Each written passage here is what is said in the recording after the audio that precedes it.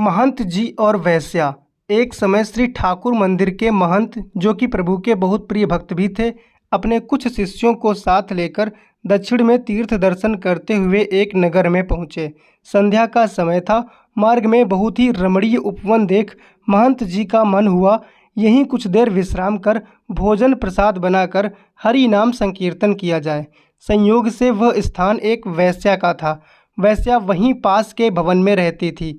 महंत जी और उनके शिष्यों को इस बात का पता नहीं था कि जिस जगह वह रुके हैं, विश्राम व भोजन प्रसादी कर रहे हैं, वो स्थान एक वेश्या का है।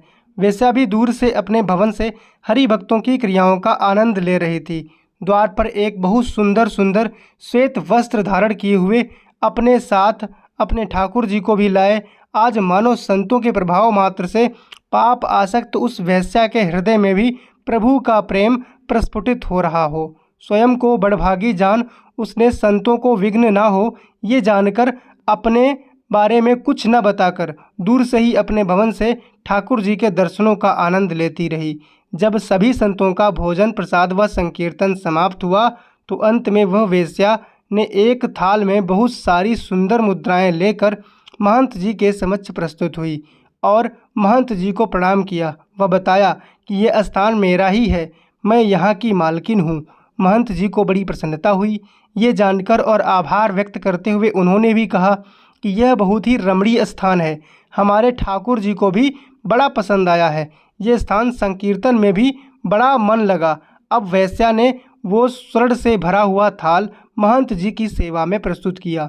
सच्चे संतों का स्वभाव होता है वो बिना जाने किसी भी अयोग्य व्यक्ति का धन या सेवा नहीं लेते हैं और शास्त्र भी अनुमति नहीं देता है।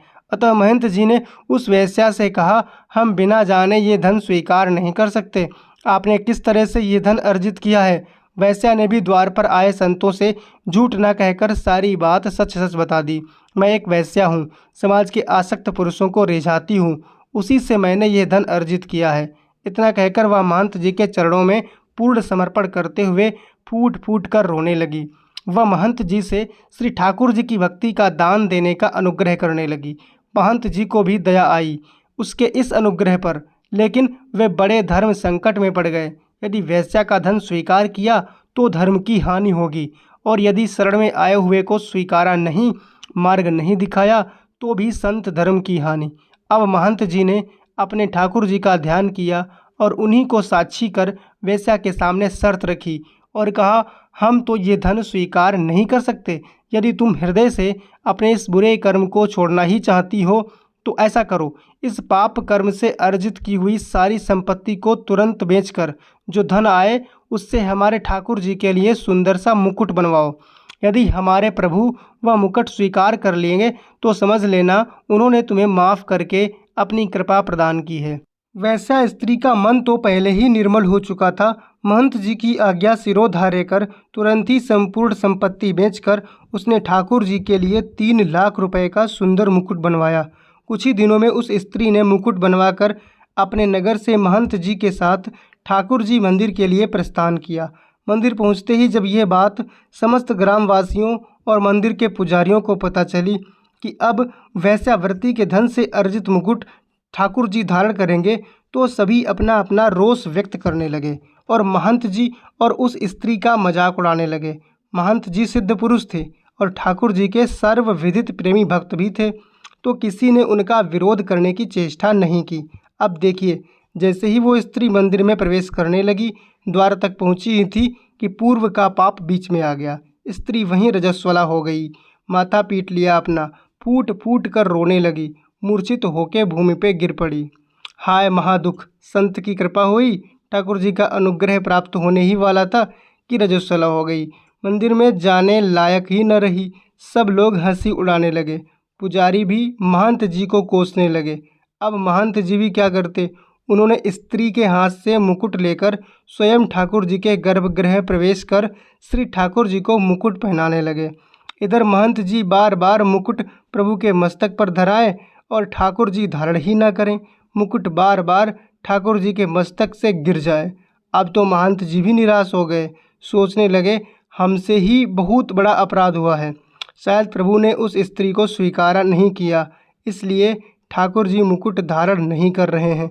अपने भक्त को निराश देखकर ठाकुर जी से रहा नहीं गया। अपने स्त्री विग्रह से ही बोल पड़े, बाबा आप निराश मत हो, हमने तो उसी दिन उस स्त्री को स्वीकार कर लिया था जिस दिन आपने उसे आश्वासन देकर हमारे लिए मुकुट बनवाने को कहा था।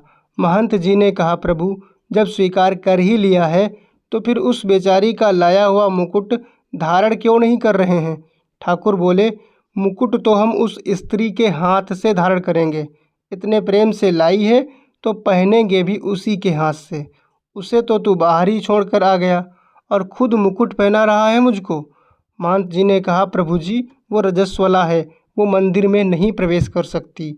अब तो ठाकुर जी जिद करने लगे, हम तो उसी के हाथ से पहनेंगे मुकुट। उसे कहो कि रजस्वला के समय पूर्ण होने के बाद आए। विग्रह तक न आ पाने की वजह से जो कष्ट उसे हो रहा है ये उसके पूर्व कर्मों को काट रहा है और जल्द ही वह पाप मुक्त हो जाएगी।